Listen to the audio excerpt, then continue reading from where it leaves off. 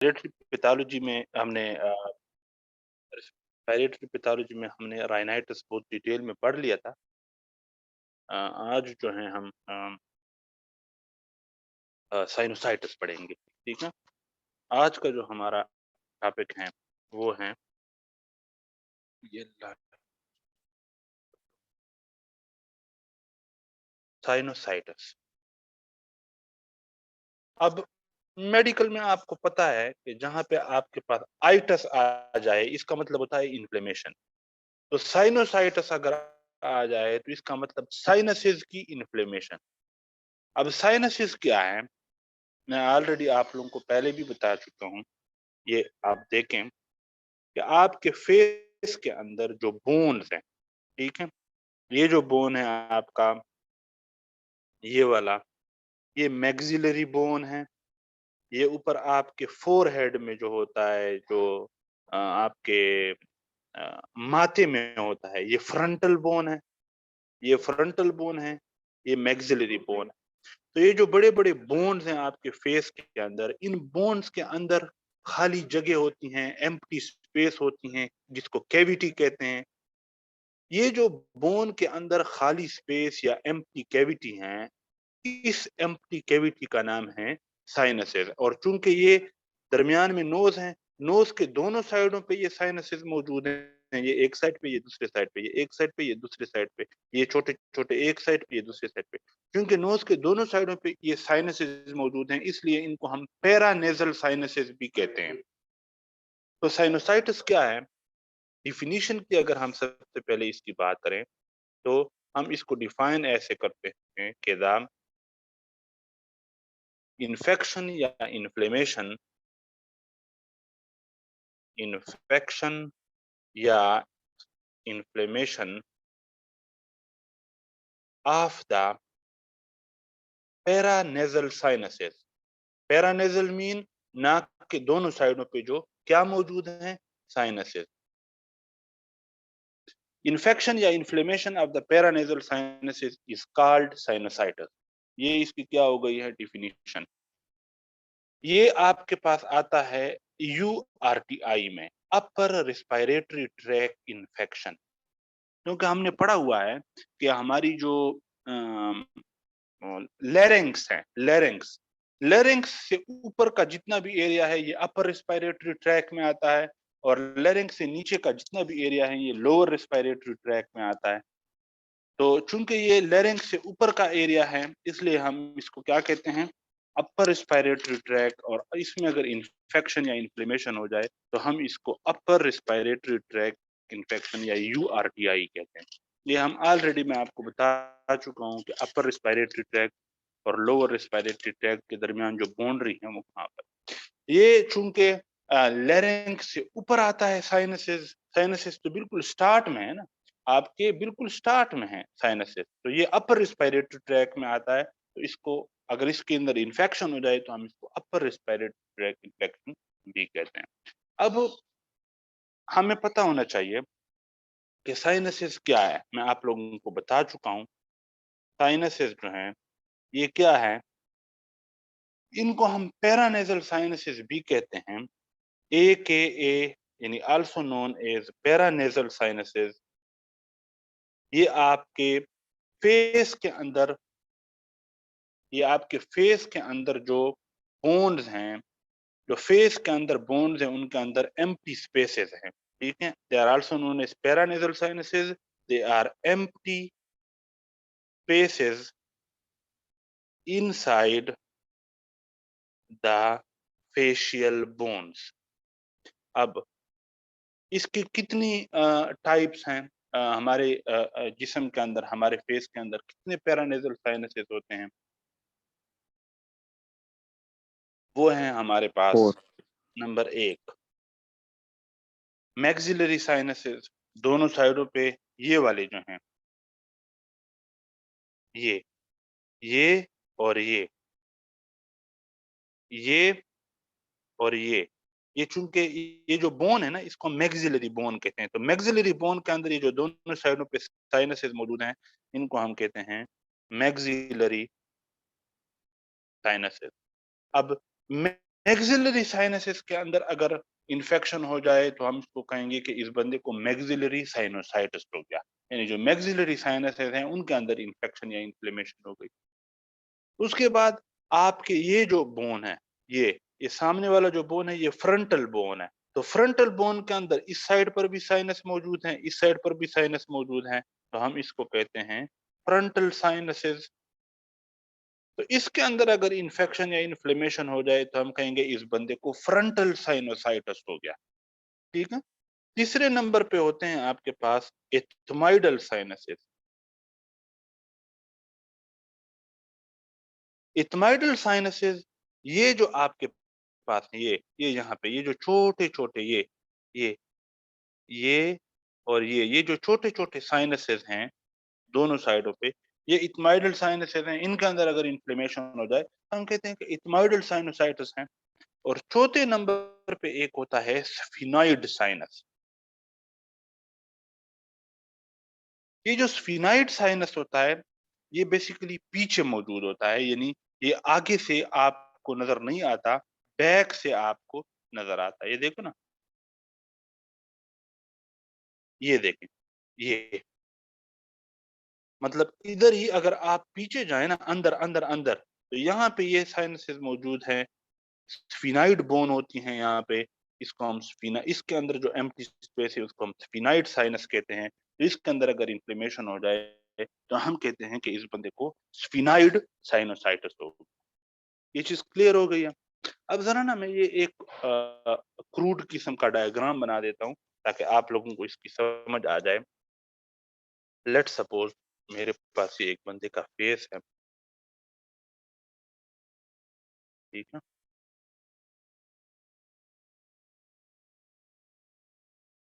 अब इसके दरमियान में जो है मैं नोज बना लेता हूँ। ये इसकी नोज हो गई जो कि बाहर से बंद है गलती से बंद हो गई है मेरे से, लेकिन ये नोज है। दो नोजेस के दरमियान जो है ये नेजल सेप्टम मौजूद होता है, जो दरमियान में दीवार होती है जो नोज को दो उसमें डिवाइड करती है। अब दोनों साइडों पे ये कौन सा साइनस हो गया, दोनों साइडों पे मैक्सिलरी। ये मैक्सिलरी मैक्सिलरी। साइनस हो गया। ठीक है। अब ये जो नेजल म्यूकोसा था ना, अगर आपको याद हो, नेजल अंदर जो है यहाँ पे म्यूकस की एक एक मेम्ब्रेन थी जिसको हम नेजल म्यूकोसा कहते थे, पढ़ाया था मैंने राइनाइटिस में। यही म्यूकोसा जो है ये इसी तरह इधर भी होता है अंदर, जो साइनसिस की इंटरनल लाइनिंग होती है ना, उसमें भी ये म्यूकोसा मौजूद होता है। म्यूकोसा की लेयर होती है और यही लेयर नोज वाली म्यूकोसा के साथ कंटिन्यूअस होती है दोनों साइडों पे। ये आपके पास नेजल वो हो गए, ये इसकी आंखें हो गई, ये इसका मुंह हो गया। ठीक है। तो ये नोज हो गया, नोज के दोनों साइडों पे ये मैक्सिलरी साइनस हो गया। इसके बाद यहाँ पे मौजूद होते हैं इथमाइडल साइनसेस, ये मैक्सिलरी साइनसेस, ये इथमाइडल साइनसेस। ठीक है। और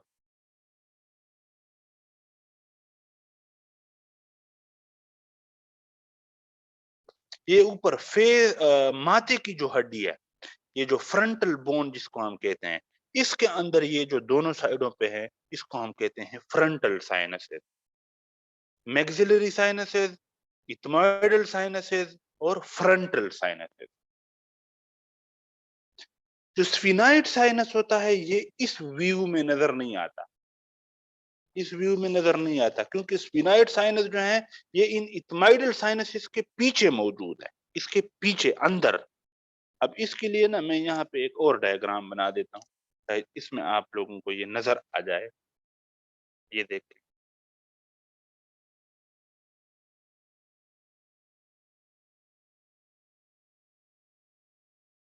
ड्राइंग मेरी है अजीब और गरीब लेकिन मैं कोशिश कर रहा हूँ।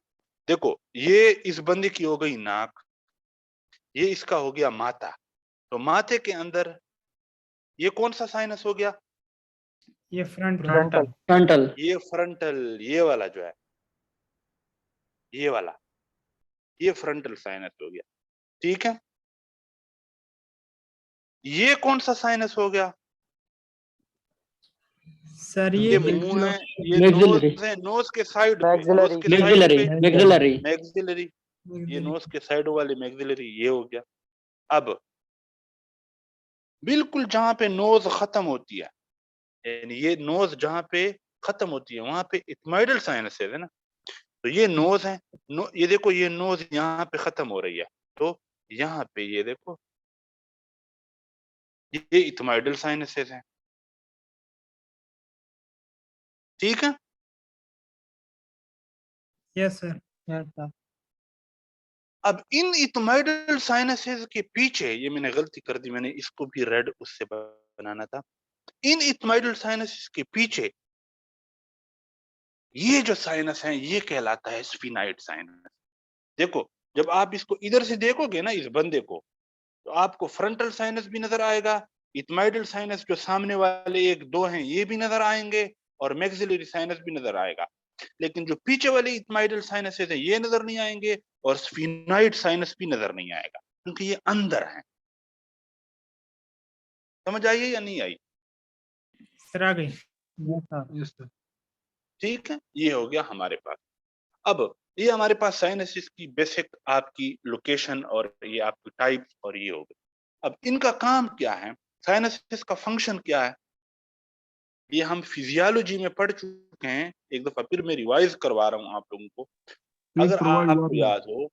Very good. ये कंडीशनिंग, जो ईयर आप नाक के जरिए से इनहेल कर रहे हो, जो अंदर लेके जा रहे हो, ये ईयर पहले इन साइनसिस से गुजरती है, इथमाइडल, फ्रंटल, और फिर आपके फेरेंक्स में जाती हैं, लेरेंक्स में जाती हैं, ट्रेकिया में और ब्रोंकाई में और लंग्स में जाती है।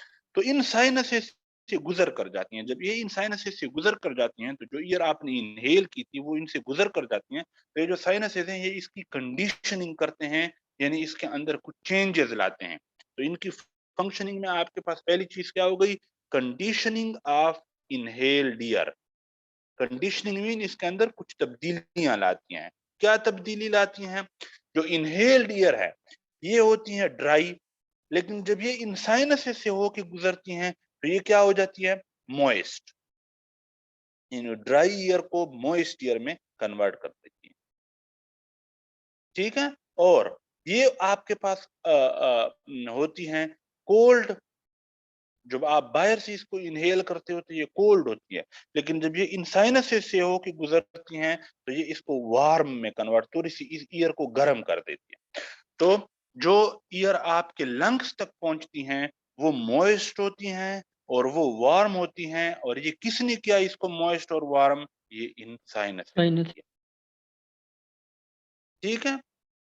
तीसरी चीज ये कंडीशनिंग ऑफ साउंड, जो मैं बोल रहा हूं, जो मैं आवाज बना रहा हूं, जो आवाज निकाल रहा हूं, इसके में भी इसकी आवाज की कंप्लीशन और फाइनलिटी में भी इस साइनसिस का किरदार होता है। यही वजह है कि जिन लोगों को साइनोसाइटिस हो जाए या राइनाइटिस हो जाए तो उनकी आवाज ऐसी हो जाती है।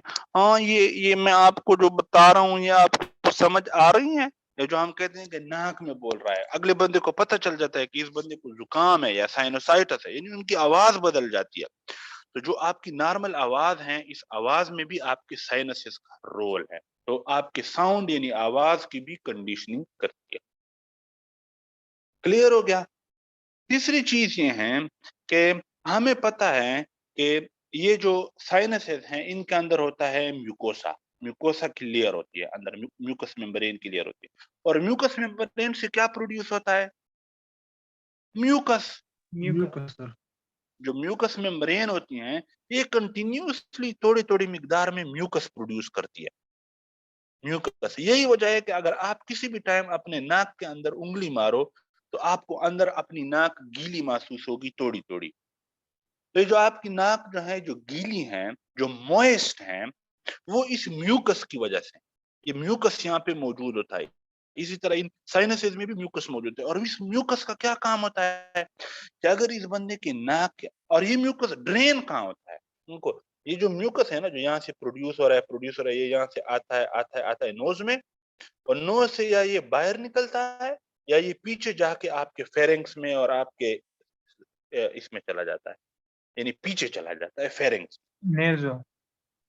ठीक है, नेजोफेरेंक्स में और फिर ओरोफेरेंक्स में। और फिर नीचे या स्टमक में चला जाता है या लेरिंग्स में चला जाता है। कहने का मतलब ये है कि यहाँ से कंटिन्यूअसली म्यूकस प्रोड्यूस हो रहा होता है थोड़ी-थोड़ी मिकदार में, और वो ड्रेन खाली हो रहा होता है, ड्रेन हो रहा होता है नोज़ में, और फिर नोज़ से ये पीछे। इसी तरह फ्रंटल साइनसेस के अंदर भी म्यूकस प्रोड्यूस होता है और नीचे आ रहा होता है। इथमाइडल साइनसेस के अंदर भी प्रोड्यूस हो रहा होता है। तो ये सारे जो साइनसेस हैं, इनके अंदर म्यूकस मौजूद होता है, और इनका जो अंदर जो म्यूकस प्रोड्यूस होता है, ये ड्रेन होता है कहाँ पे? इनटू द नोज़, और नोज़ से फिर फेरिंग्स। यानी अगर मैं यहाँ पे इसको ड्रा करूँ ना, तो लेट्स सपोज ये जो साइनस है ना, स्फिनाइड साइनस, इससे जो म्यूकस प्रोड्यूस हो रहा है, वो म्यूकस या यहाँ से ड्रेन होके फेरिंग्स में आएगा, या ये यहाँ से ड्रेन होके नोज़ में आएगा, नोज़ के ज़रिए से बाहर निकलेगा। समझ आ रही है? इसी तरह यस, मैक्सिलरी साइनस से जो जो म्यूकस प्रोड्यूस हो रहा है, या वो नोज से इधर आएगा, या वो इधर फेरिंग्स में आएगा। इसी तरह इथमाइडल साइनस का भी और फ्रंटल साइनस का भी। ये चीज क्लियर हो गई है। Yes sir. Yes sir. अच्छा, अब जब इन साइनसेस के अंदर इन्फ्लेमेशन हो जाए तो हम इसको कहते हैं साइनोसाइटिस। अब ये इन्फ्लेमेशन क्यों होती है? इस इन्फ्लेमेशन की काजेज क्या है? काजेज ऑफ इन्फ्लेमेशन, काज को मेडिकल में क्या कहते हैं Tahir Shah? Etiology. Etiology. Etiology. Etiology. Etiology, E T I O L O G Y. Etiology का मतलब है किसी भी डिजीज की काज को हम इटियालॉजी कहते हैं। तो साइनोसाइटिस जो है, इसकी इटियालॉजी क्या है, यानी इसकी काजेस क्या है? तो 90% केसेस में the cause is virus, viral infection होता है। 98% केस। जो 2% केसेस हैं, उसमें आपके पास होते हैं बैक्टीरियल और fungal infection. Most commonly bacterial, बहुत रेयरली फंगल इन्फेक्शन।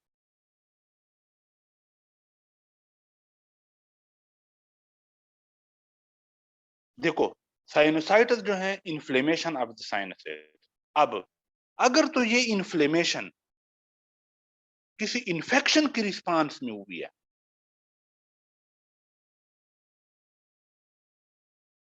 तो इन्फेक्शन या वायरस करते हैं, 98% केसेस में वायरस करते हैं, 2% केसेस में बैक्टीरियल या फंगल करते हैं। साइनसिस के अंदर, इन साइनसिस के अंदर बैक्टीरिया आया या वायरस आया, यानी इन्फेक्शन हो गया, और इस इन्फेक्शन को जो आपकी बॉडी रिस्पांस देती है, उसको हम इन्फ्लेमेशन कहते हैं।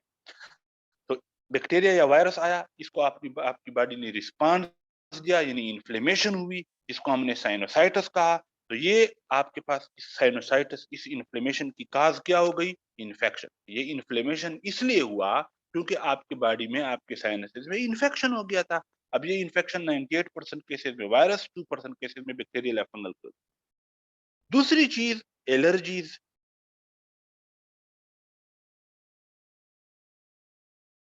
आपको राइनाइटिस हो गया था, यानी नेजल म्यूकोसा के अंदर एलर्जी की वजह से इन्फ्लेमेशन हो गई थी, या ये जो म्यूकोसा है, लेट सपोज आप डस्ट को एलर्जिक थे, जो गर्द होती है, आप इसको एलर्जिक थे। अब आप ऐसी जगह पे गए जहाँ पे बहुत ज्यादा गर्द था, वो गर्द आपके नाक में गई, नाक से जाहिर है ईयर पहले साइनसेस में जाती है, तो ये नाक से ये ईयर साइनसेस में आई। अब इसके अंदर डस्ट था, ये डस्ट आपके साइनसेस में आया, और डस्ट को आप एलर्जिक थे, तो आपके साइनसेस का जो म्यूकोसा था, इसके अंदर इन्फ्लेमेटरी रिस्पांस शुरू हो गया, यानी साइनोसाइटिस हो गया।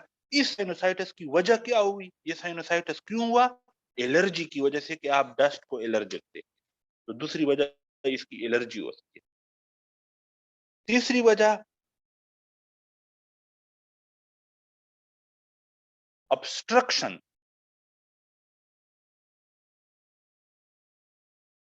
ये जो मुसलसल यहाँ से म्यूकस प्रोड्यूस होता है, ये म्यूकस ड्रेन होके नोज में आता है और फिर फेरिंग्स में जाता है। हमने इस तरह पढ़ा था ना। अब किसी भी वजह से अगर नेजल, ये जो साइनसिस के अंदर जो म्यूकस प्रोड्यूस होता है, और ये जहां से ड्रेन होता है, ये एरिया अगर ऑब्स्ट्रक्टेड हो जाए, ब्लॉक हो जाए, तो यहाँ से जो म्यूकस प्रोड्यूस हो रहा है, ये म्यूकस ड्रेन नहीं होगा, खाली नहीं होगा, निकलेगा नहीं, तो ये म्यूकस इधर ही जमा होगा, जमा होगा, जमा होगा। ये म्यूकस जमा होगा, जमा होगा, जमा होगा, जमा होगा, जमा होगा, जमा होगा, और इसके अंदर आके इन्फ्लेमेशन हो जाएगी। हम कहेंगे इस बंदे को साइनोसाइटिस हो गया है। इसकी काज क्या थी, ये क्यों हुआ था? क्योंकि ऑब्स्ट्रक्शन हो गई थी, म्यूकस सही तरीके से ड्रेन नहीं हो रहा, ड्यू टू ऑब्स्ट्रक्शन। ये ऑब्स्ट्रक्शन की काज क्या होती है? Mostly due to DNS. अब डीएनएस क्या है? डेविएटेड नेजल सेप्टम, जिसको हम कहते हैं नाक का टेढ़ा होना, डिविएट कहते हैं टेढ़ा होना। ये देखो, ये दरमियान में आपका नेजल सेप्टम है ना, ये नेजल सेप्टम है ना दरमियान में। Yes, sir. अब जिन लोगों की नाक टेढ़ी होती है, बाहर से भी या अंदर से टेढ़ी होती है, अंदर से टेढ़ी का मतलब है कि जो नेजल सेप्टम है ना, ये बजाय इस तरह के, ये इस तरह होता है, यानी यहां से ये डिविएटेड था। डिविएट मीन मुड़ा हुआ। तो जब ये इधर डिविएटेड था, तो इस जगह को इसने क्या कर दिया है? सर ब्लॉक कर दिए। ब्लॉक कर अब दिया सर है। तो अब म्यूकस यहाँ से नहीं जाएगा, ये जगह ऑब्स्ट्रक्टेड हो गई है, ब्लॉक हो गई है। तो ये जो ब्लॉकेज होती है ना, ये जो ऑब्स्ट्रक्शन होती है, ये अक्सर होती है डीएनएस की वजह से, डिविएटेड नेजल सेप्टम। क्लियर हो गया? Yes, sir. Yes sir. Yes sir. दूसरी वजह जो ऑब्स्ट्रक्शन की होती हैं, अल्लाह आप लोगों को और मुझे हिदायत दे, वो होती हैं are due to nasal polyps. अब नेजल पोलिप्स क्या है?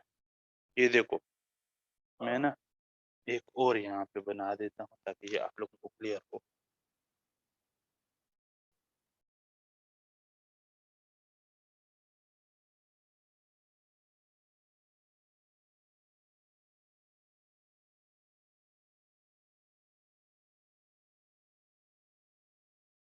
ये दोनों साइडों पे मैक्सिलरी साइनस हो गया, ये इसकी ओपनिंग हो गई। ये दरमियान में क्या है? Nasal septum. Nasal septum. Septum. Nasal septum है, ठीक है।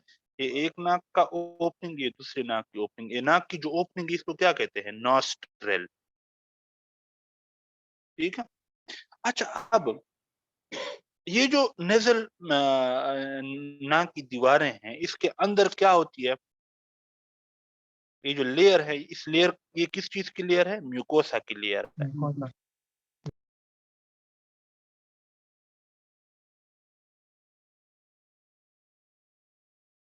ये अंदर इधर इसी तरह इधर भी होती है, म्यूकोसा की एक लेयर होती है।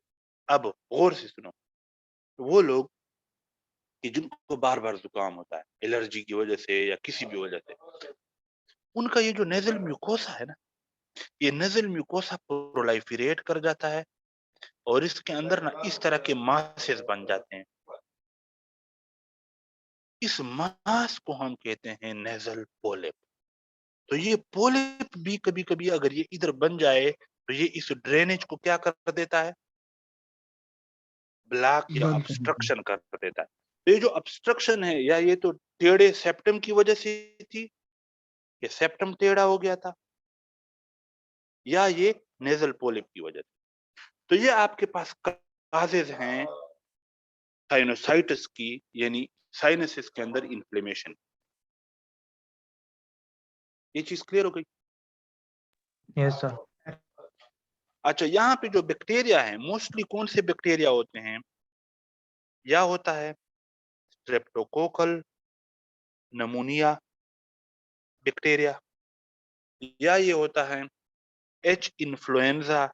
एच का मतलब है हीमोफिलस, तो एच इन्फ्लुएंजा यानी हीमोफिलस इन्फ्लुएंजा, ये एक बैक्टीरिया है। या होता है मोरेक्सेला कैटारेलस। अब ये नाम आपको अजीब और गरीब लगेंगे, जब पहली दफा मैं पढ़ रहा था मुझे भी यही लगा। बैक्टीरिया मोस्टली जो साइनोसाइटिस करवाते हैं ना, कौन से बैक्टीरिया होते हैं? स्ट्रेप्टोकोकल नमूनिया, ये एक बैक्टीरिया का नाम है। एच इन्फ्लुएंजा यानी हीमोफिलस इन्फ्लुएंजा, ये भी एक बैक्टीरिया का नाम है। मोरेक्सिला कैटरलिस भी एक बैक्टीरिया का नाम है। क्लियर हो गई ये बात? Yes, sir. अच्छा, अब ये तो हो गया। अब अगर कोई आपसे ये पूछे कि आपके पास साइनोसाइटिस की, ये आपके पास थोड़ी बहुत बातें होंगी। अब एक टर्म यूज होती है एक्यूट साइनोसाइटिस और एक होती है chronic sinusitis. Two types on the basis of time. कितना रहता है हमारे पास? सर अभी टाइम है काफी। On the basis of time duration. देखो, अगर कोई आपसे पूछे कि इसकी टाइप बताओ on the basis of location, sinusitis की types on the basis of location, तो हम कहेंगे इसकी 4 टाइप है। अगर साइनोसाइटिस की लोकेशन मैक्सिलरी साइनस में हो तो हम इसको मैक्सिलरी साइनोसाइटिस कहते हैं। अगर फ्रंटल में हो तो फ्रंटल, अगर इथमाइडल में हो तो इथमाइडल, और अगर स्पिनाइड में तो स्पिनाइड साइनोसाइटिस। ये 4 किस्म के साइनोसाइटिस हैं on the basis of location. और 2 टाइप्स हैं on the basis of time duration, कि कितने अरसे से किसी बंदे को साइनोसाइटिस है। तो ये 2 टाइप हैं। एक आपके पास होता है एक्यूट साइनोसाइटिस, एक होता है क्रॉनिक साइनोसाइटिस।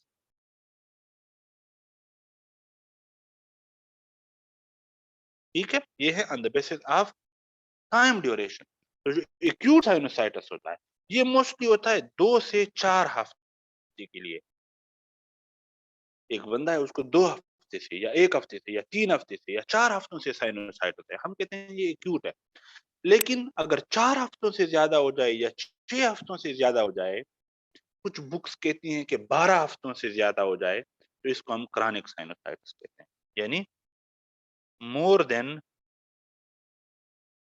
6 वीक्स। कुछ बुक्स कहती हैं कि नहीं, मोर देन 12 वीक्स। अगर किसी बंदे को साइनोसाइटिस है और इसको साइनोसाइटिस को 6 हफ्तों से ज्यादा का टाइम या 12 हफ्तों से ज्यादा का टाइम हो गया है, तो हम इसको अब एक्यूट साइनोसाइटिस नहीं कहेंगे बल्कि क्रॉनिक साइनोसाइटिस कहेंगे। ये चीज क्लियर हो गई? Yes, Yes, sir. sir. अच्छा, अब इस साइनोसाइटिस की आपके पास सिम्टम्स क्या होंगी? सिम्टम्स, अलामात क्या होंगी? अलामात जो हैं वो पेन। अगर इस बंदे को मैक्सिलरी साइनसिस के अंदर इन्फ्लेमेशन है, यानी मैक्सिलरी साइनोसाइटिस है, तो ये जो चीक बोन्स हैं, जो फेस के अंदर ये वाले बोन्स हैं, यहाँ पे वो कहेगा कि मुझे पेन होती है। और पेन के साथ साथ टेंडरनेस भी होगी। अब तायर हमें बताएगा कि पेन और टेंडरनेस में क्या फर्क है। पेन सर दर्द को कहते हैं, ठंडनेस उसके अब दबाने से पेन होना। Very good, very good. Pain जो खामखा वैसी ही दर्द हो, टेंडरनेस वैसे दर्द ना हो, लेकिन जब आप इसको हाथ लगा के दबाओ तो दर्द हो। तो इस बंदे को पेन होगी यानी वैसे भी दर्द होगा, और टेंडरनेस भी होगी यानी जब वो इन जगहों को दबाएगा तो दर्द ज्यादा हो जाएगा, तो टेंडरनेस होगी। इसके अलावा इस बंदे को नेजल डिस्चार्ज होगी, यानी नाक इसका बहेगा, नाक से नाक जो है वो इसकी वो होगी। और साथ साथ अगर ये बहुत ज्यादा हो इन्फ्लेमेशन, तो फीवर भी हो सकता है, और हेडेक भी हो सकता है। हेडेक कहते हैं सर दर्द को। ये हेडेक मोस्टली कौन से साइनोसाइटिस में होता है? फ्रंटल साइनोसाइटिस, अगर यहाँ पे इन्फ्लेमेशन हो जाए, या इथमाइडल साइनोसाइटिस, या स्फिनाइडल साइनोसाइटिस। यानी फ्रंटल में अगर इन्फ्लेमेशन हो जाए, या इथमाइडल में हो जाए, या स्फिनाइडल में हो जाए, तो इन इन्फ्लेमेशन की वजह से हेडेक भी होती है, सर में भी दर्द होता है। ये चीज क्लियर हो गई? Yes, sir. ठीक है। और मोस्टली इन लोगों को जो दर्द होता है ना, ये हमारे पीएमडीसी के पेपर में ये सवाल भी आया हुआ था, मुझे याद है। ये साइनोसाइटिस हमने यहाँ पे पढ़ी ना, अब ये ईएनटी में भी है। ईएनटी जब आप पढ़ोगे तो वहां पर भी ये साइनोसाइटिस में यही बातें लिखी हैं। तो इधर अगर आपने ये समझ ली तो आपने ईएनटी में साइनोसाइटिस का टॉपिक कवर कर लिया। तो उन्होंने एक क्वेश्चन दिया हुआ था कि एक बंदा है, वो आपके पास आता है कि डॉक्टर साहब मुझे तो इस तरह नज़ला होता है, और मुझे हल्का सा बुखार भी है, और सर में भी दर्द है। और वो आपको बताता है कि सर में ये दर्द जो है माथे में, माथे में मुझे दर्द होता है और ये दर्द ज्यादा हो जाता है जब मैं झुकता हूँ, जब नीचे झुकता हूँ। जैसे आप रुकू के लिए जब झुकते हो नमाज में या सजदे के लिए झुकते हो, तो आपके जो माथे में है वो कहेगा कि मेरा दर्द ज्यादा हो जाता है। तो ये आपको समझ आ जानी चाहिए कि इस बंदे को साइनोसाइटिस है। या वो मैक्सिलरी साइनसेस में आपको कहेगा कि जब मैं झुकता हूँ तो मेरी इन जगहों में दर्द ज्यादा हो जाता है। ठीक है? Yes sir. Yes sir. तो ये जो दर्द है ना, ये इस तरह की पोजीशन से भी ये दर्द जो है वो ज्यादा हो जाता है। इस तरह इसमें साइनोसाइटिस। अब इसकी ट्रीटमेंट क्या है? ट्रीटमेंट क्या है? TX। अच्छा, ट्रीटमेंट में हम इन लोगों को अल्लाह के फजल करम से नेजल इनहेलर्स देते हैं। Nasal inhaler. अब देखो, नेजल इनहेलर में बेसिकली क्या होती है? जो स्प्रे होती है, जो नाक के अंदर स्प्रे मारते हैं, आप लोगों ने देखा होगा, उसके अंदर होते हैं स्टीरॉइड्स। अब ये स्टीरॉइड जब नाक के अंदर स्प्रे मारते हैं तो अंदर स्टीरॉइड जाता है। स्टीरॉइड इनमें भी आ जाता है, इनमें भी आ जाता है और सारे साइनसेस में चला जाता है। और स्टीरॉइड एक एंटी इन्फ्लेमेटरी चीज है, ये इन्फ्लेमेशन को खत्म करती है।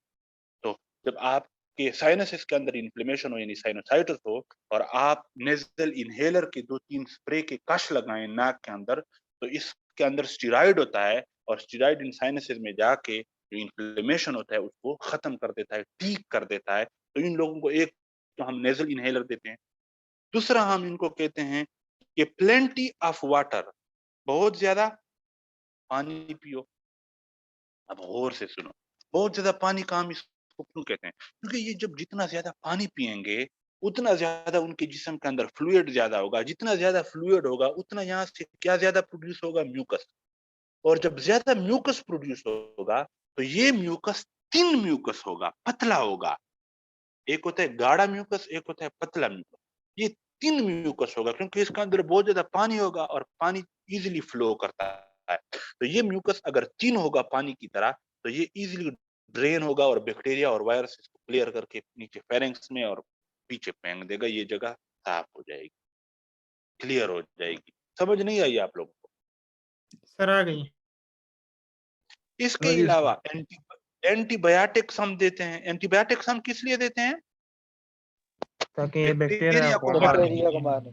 अगर इन म्यूकोसा के अंदर ये जो बैक्टीरिया है, स्ट्रेप्टोकोकल नमूनिया, हिमाफिलस इन्फ्लुएंजा, मोरेक्सेला कैटेरेलस, अगर ये साइनोसाइटिस इनकी वजह से हुआ है या इस साइनोसाइटिस के होते हुए ये बैक्टीरिया फायदा ना उठा लें, क्योंकि ये बैक्टीरिया जो हैं ये आपके नाक के अंदर वैसे भी मौजूद होते हैं, तो इनको मौका चाहिए होता है इन्फ्लेमेशन करवाने के लिए, इन्फेक्शन करवाने के लिए।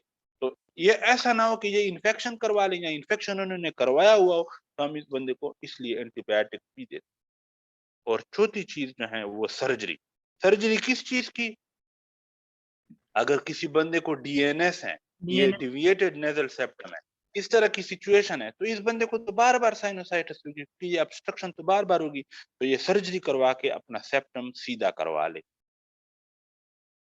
या अगर किसी बंदे को इस तरह का पोलिप है तो इसकी सर्जरी करवा के ये इस पोलिप को सर्जरी के जरिए से काट के बाहर निकाल दे। सर जी ये ठीक सनोला हो का गया? कौन सा मसला था? नाक वाला। वो वो डीएनएस था ना, उसको डीएनएस था। ठीक है, इसलिए उसको अक्सर जुकाम होता था और अक्सर उसको साइनसाइटिस होता था। अब टाइम हमारे पास कितना है? सर 4 मिनट है। Very good. 4 मिनट में मैं आप लोगों को इसकी कॉम्प्लिकेशंस पढ़ाता हूँ कि अगर लेट सपोज किसी बंदे को साइनोसाइटिस हो और वो इसका इलाज ना करे और इसको हर वक्त साइनोसाइटिस रहे, तो इसकी क्या कॉम्प्लिकेशंस हो सकती हैं, इसमें क्या पेचीदगियां आ सकती हैं, इसकी वजह से मजीद आगे क्या नुकसान हो सकता है। देखो, अगर तो बात सिर्फ इस तक महदूद है और इस बंदे को पेन है और टेंडरनेस है और फीवर है हल्का सा और हेडेक है, फिर तो कोई मसला नहीं है, मतलब इनके साथ भी गुजारा हो सकता है पेनाडोल वगैरह का। लेकिन अगर आप इसका इलाज ना करो साइनोसाइटिस का और आपको ये रहे, तो इसकी वजह से कॉम्प्लिकेशन हो सकती हैं, मजीद नुकसान हो सकता है, जैसा कि ओस्टियोमाइलाइटिस। ओस्टियोमाइलाइटिस किसे कहते हैं? बोन के अंदर इन्फ्लेमेशन का हो जाना। अब देखो, ये जो साइनसेस हैं ये खाली जगह हैं, एम्प्टी स्पेसेस हैं। किसके अंदर एम्प्टी स्पेसेस हैं? बोन के अंदर। बोन के अंदर। लेट्स सपोज ये बोन है, ये सारा बोन है, अब इस बोन के अंदर ये खाली जगह है, इसको हम कहते हैं साइनस।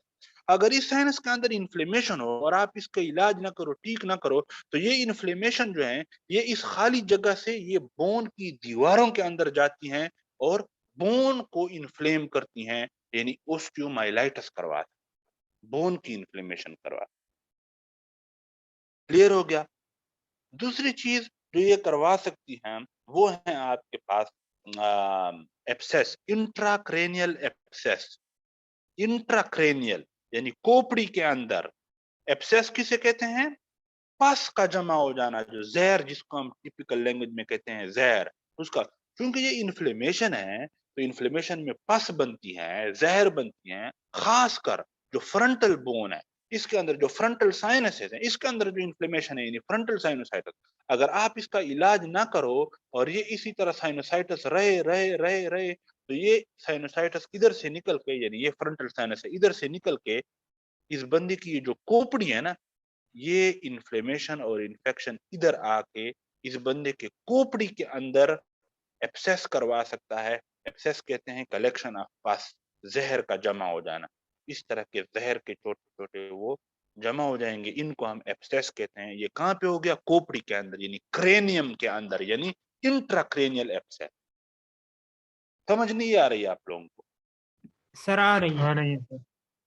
ठीक है। इसके अलावा तीसरी चीज जो ये करवा सकते हैं, ये ऑर्बिटल एब्सेस।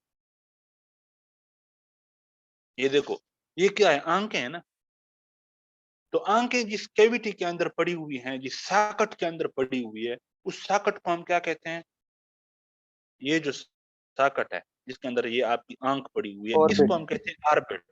तो इस ऑर्बिट के अंदर लेट्स सपोज इधर से ये फैल के इस ऑर्बिट में आ जाए, या मैक्सिलरी वाला इधर से फैल के ऑर्बिट में चला जाए और ऑर्बिट के अंदर जहर जमा हो जाए, तो हम कहेंगे ऑर्बिटल एब्सेस। ठीक है। इसके अलावा सेलुलाइटिस हो सकता है, CELLULITIS, सेलुलाइटिस हो सकता है। सेलुलाइटिस क्या है? Inflammation of the skin.